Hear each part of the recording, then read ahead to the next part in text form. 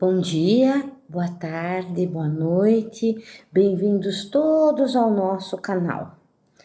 Antes de nós iniciarmos a nossa reflexão, vamos nos elevar em oração, erguendo os nossos pensamentos e abrindo os nossos corações à espiritualidade superior, pedindo que nos acompanhe por esses instantes, trazendo-nos a sensibilidade e o desejo do aprendizado, trazendo-nos a inspiração, nos envolvendo na paz de Jesus.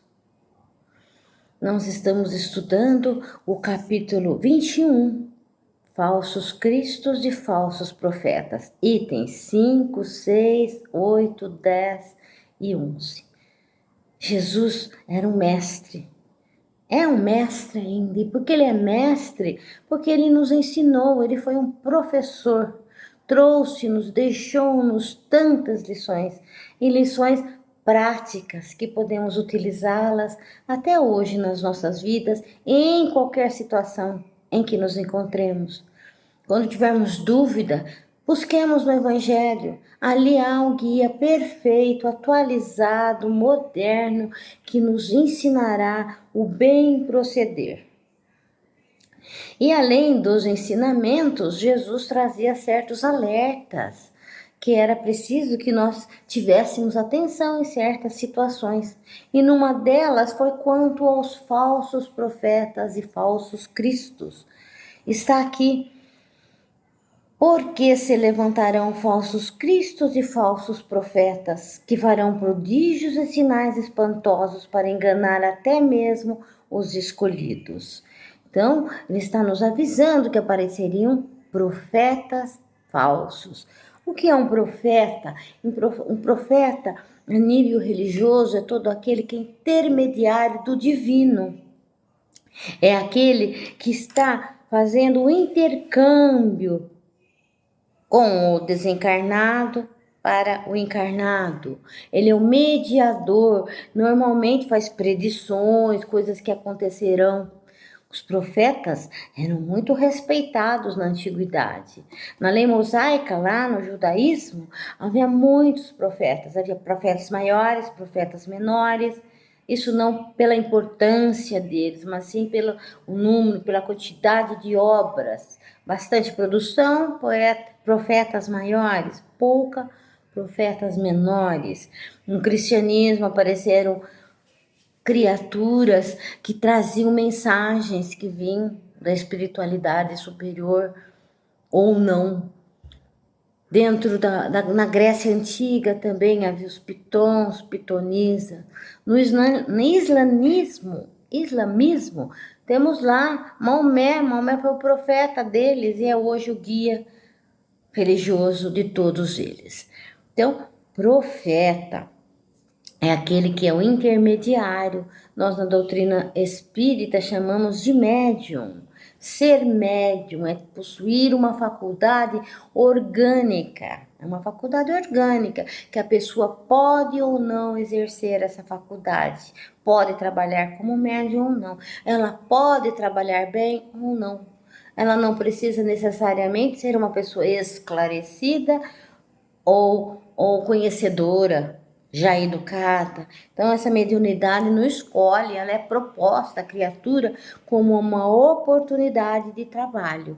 E requer que essa pessoa que possua esta faculdade tome conhecimento dela, estude e a trabalhe bem para trazer benefício ao próximo e trazer benefício a si mesmo.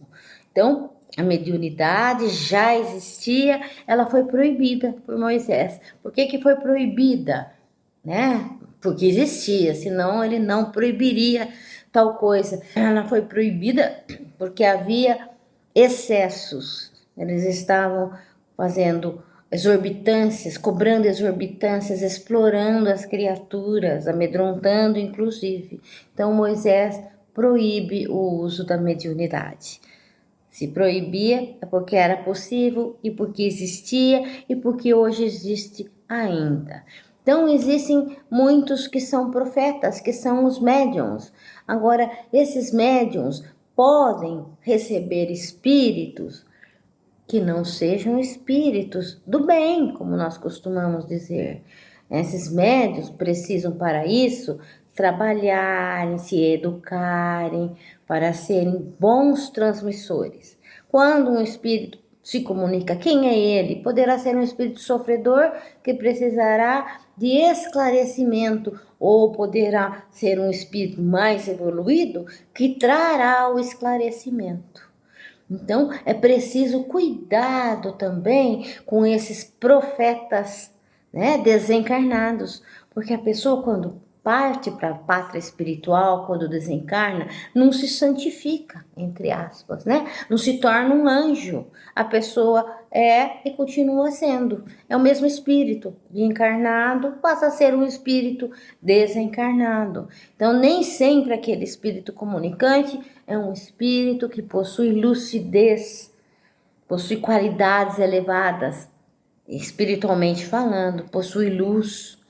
Então, cuidado, porque às vezes aparecem espíritos, né? Se comunicando, vestindo-se de espíritos de luz. Eles são embusteiros, eles são inteligentes, eles vêm às vezes com nome de entidades respeitadas que existiram na Terra, que passaram pela Terra, até mesmo com o nome de Cristo, de Jesus, e se comunicam, e os desavisados ficam ali atentos àquelas comunicações, crendo que é realmente um espírito de luz e às vezes tornando sua vida orientada essencialmente por esses espíritos.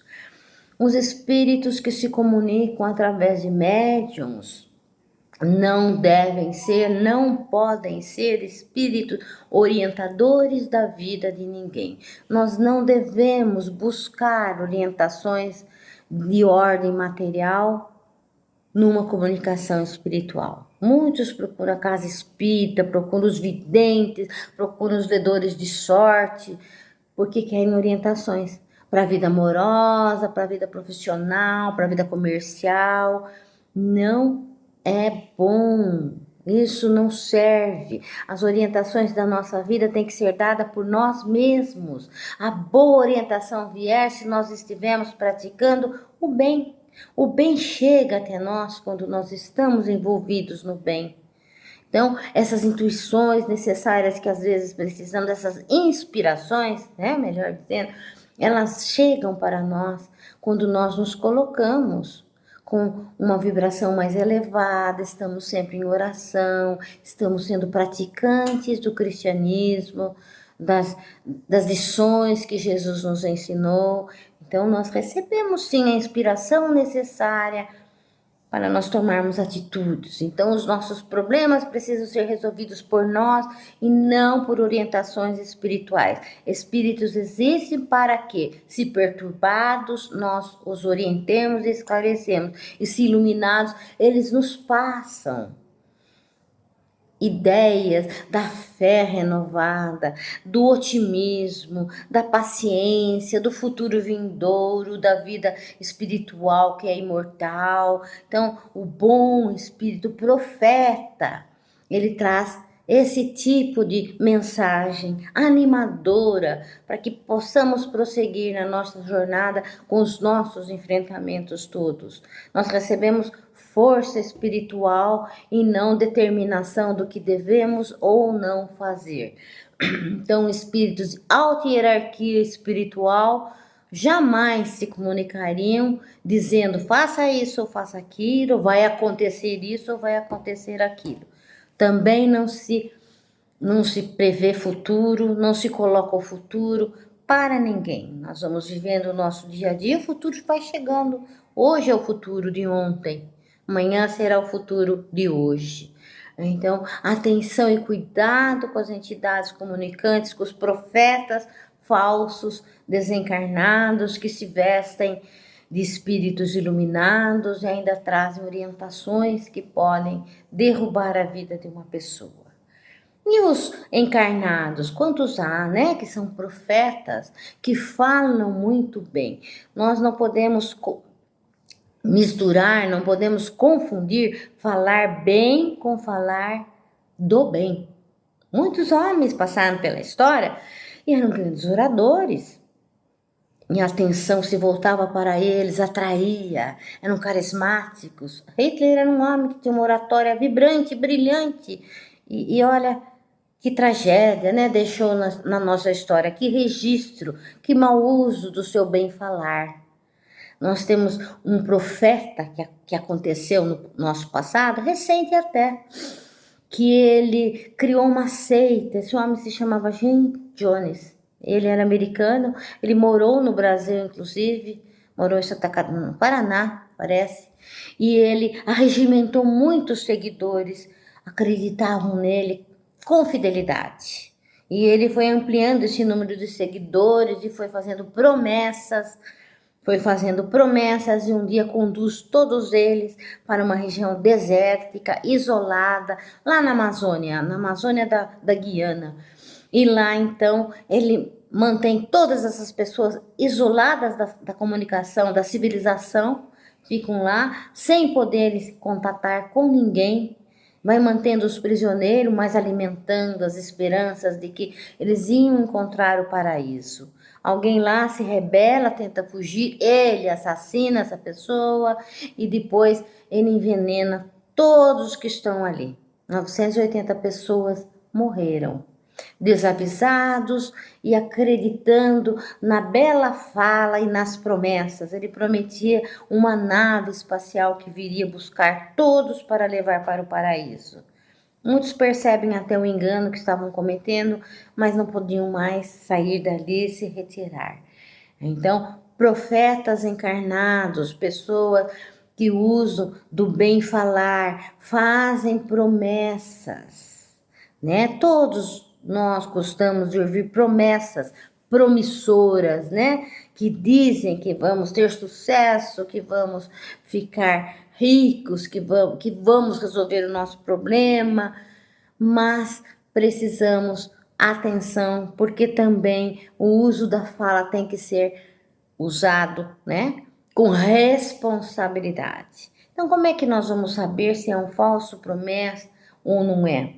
Os espíritos, Jesus já falava: caríssimos, não acrediteis em todos os espíritos, mas provei se os espíritos são de Deus, porque muitos são falsos profetas que se levantaram no mundo. Então, ele faz um alerta também aos espíritos. Provai, veja se eles são bons, se são de Deus.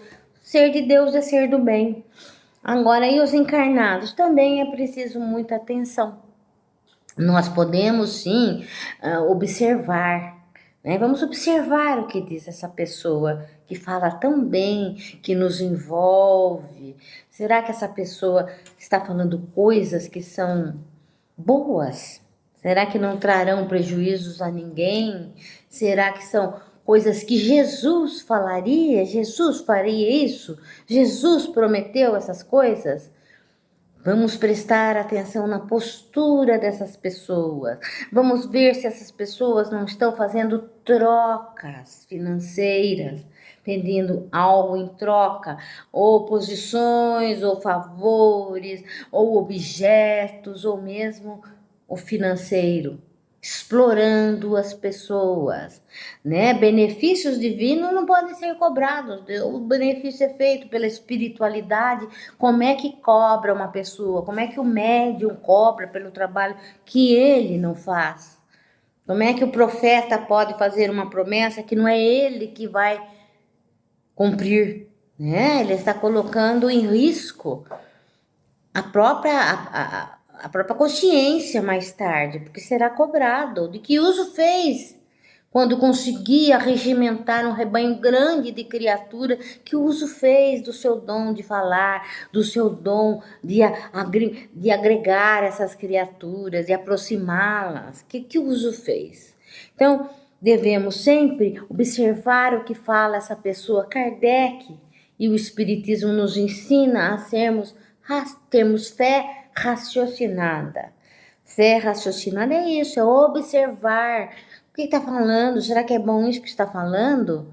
Mesmo dentro da doutrina espírita é preciso atenção. Existem profetas dentro de falsos profetas dentro de todas as religiões, existem falsos profetas no mundo político, em todos os lugares. São criaturas que criam ilusão na vida das pessoas. Então, o que dizem essas pessoas? O que disse Kardec? Kardec disse-nos que é preferível rejeitar 10 verdades, é preferível do que aceitar uma mentira. Então, é preciso muita análise antes de nós aceitarmos uma teoria religiosa que seja nova, que não seja uma teoria religiosa. É preciso uma análise, né? Um comportamento de uma pessoa que se coloca como um líder religioso, que se coloca como um orador. É preciso prestar atenção no que diz, se é razoável, se é justo, se é bom. Se não está fazendo promessas que com certeza não serão cumpridas, se não está fazendo trocas financeiras, né? Se não está usando de ritual. A doutrina cristã era tão simples. Jesus não tinha nem templo religioso. Ele pregava em meio à natureza. Quando estava no mar, né, no barco, sentado, na beira da praia. Então, não é necessário nada, nenhum sacrifício, não é necessário nenhum objeto para nós nos dirigirmos ao mais alto e para conquistarmos aquilo que nós desejamos. Nada de exterioridades. Jesus nos disse: amai a Deus em espírito e verdade. Amai-vos uns aos outros. Esse é o principal. Essa é a religião que Jesus nos passou. O amor ao nosso próximo. A fraternidade que precisamos ter. O sentimento, esse sentimento ampliado nos nossos corações. É o desejo do melhor para o outro. E todo amor que damos é o amor que herdamos. É isso que nós vamos receber. Também precisamos observar a criatura que fala, né, que nos traz grandes mensagens, a vida que ela leva. Nós precisamos sim ver se ela não é contraditória, se ele está sendo coerente, se ele procede dessa mesma modo que ele cobra, que ele diz que deveria ser. É claro que é uma luta muito grande, né? Nós não somos espíritos perfeitos. Nós, oradores, quando falamos, estamos falando primeiramente para nós. Os nossos ouvidos são os primeiros que ouvem. Nós erramos, nós derrapamos, mas nós temos que insistir no acerto. Levantar, corrigir, seguir adiante, conhecer. Por isso é importante conhecer o Evangelho de Jesus. E ali nós vamos saber se está certa a nossa atitude, o que estamos fazendo, se vale a pena ou se não vale, se ela estará dentro daqueles ensinamentos que Jesus nos deixou. Então, o orador, ele precisa ser, não basta ser a mensagem, ele tem que ser o mensageiro também, não é? Então, falar e tentar fazer, mostrar que está tentando fazer, a sua reforma íntima, porque o bom pregador é aquele que recomenda a reforma íntima para as pessoas. Anulando desta forma as nossas imperfeições, pisando no nosso orgulho, nos tornando criaturas mais humildes, menos egoístas. Como dizia num livro de Divaldo, nós precisamos exaltar a nossa humildade e humilhar o nosso orgulho. Então são ensinamentos que existem no Evangelho de Jesus e que é isso que nós precisamos escutar e escutar muitas vezes e não falsas promessas.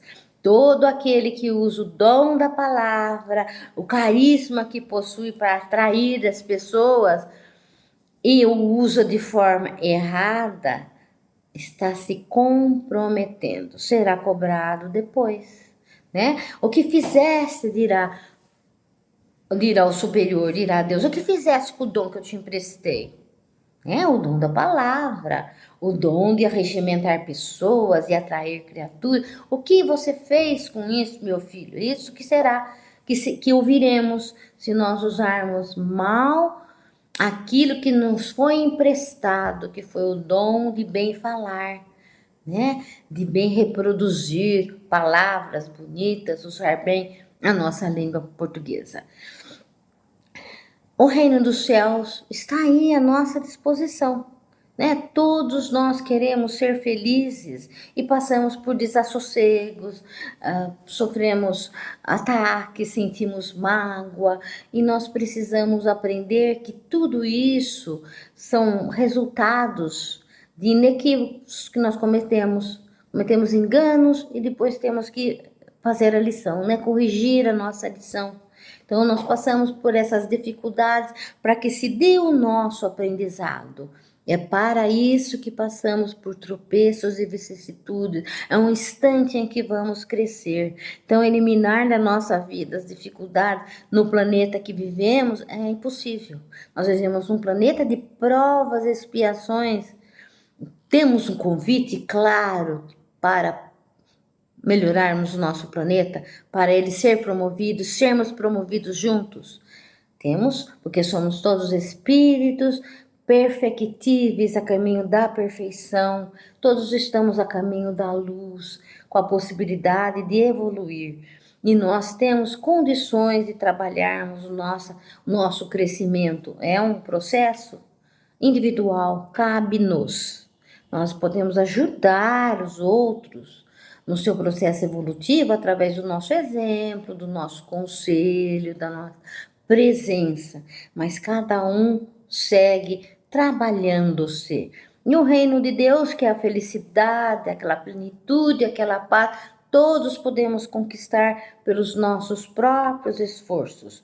Nada chega gratuitamente ou a troco de alguma coisa, de algum objeto, de algum sacrifício. Na antiguidade faziam sacrifícios humanos, até oferendas a Deus. Então vamos repensar a nossa vida, vamos tomar cuidado com o que ouvimos, analisando, vendo palavra por palavra, vendo se aquilo é justo, é razoável, é possível, e vamos cuidar para que o nosso progresso se dê pelo nosso esforço. Nós somos todos filhos da grande luz, temos a nossa luz, fraquinha ainda, mas que poderá se ampliar, iluminando não só os nossos caminhos, mas de todos aqueles que seguem conosco, que estão ao nosso redor. Nós temos esse poder, nós podemos. Jesus dizia: sois deuses, que brilhe a vossa luz. Então nós temos condições de, através da luta, conquistarmos a felicidade que nós queremos. É através do esforço, no bem, né? Então, que o roteiro da nossa vida seja esse, buscando sempre atitudes de harmonia, de paz, né? Ao nosso redor, com todos que convivem conosco, de fraternidade, de sentimentos de caridade, de amor. Jesus pregou-nos amor. Deus nos ama. Somos seus filhos queridos. Então, nós temos esse sentimento, porque fomos criados à imagem e semelhança de Deus. O amor existe em nós. Vamos fazê-lo crescer. Então, vamos finalizar nos concentrando para uma vibração. Primeiramente, vamos orar por nós mesmos, pedindo a Deus que fortaleça em nós o desejo do aprimoramento e do crescimento espiritual, para sermos cada vez mais felizes. E Deus, nosso Pai, permita que os amigos espirituais nos acompanhem e que possamos sempre permitir a proximidade deles através de vibrações elevadas.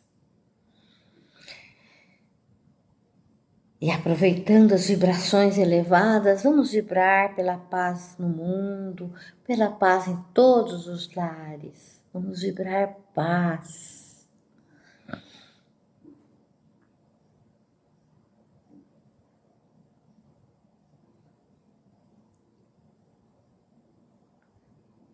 Vamos vibrar por todos que se encontram doentes, né?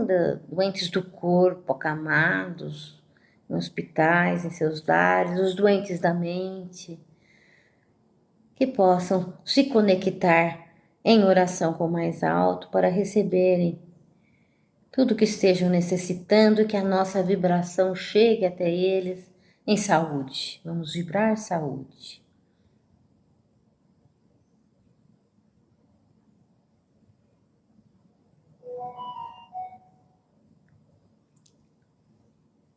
Vamos vibrar pelos nossos lares, é a nossa escola primeira de aprendizado. Vamos vibrar para que possamos sempre levar a paz, que haja harmonia entre todos. Vamos vibrar harmonia nos nossos lares.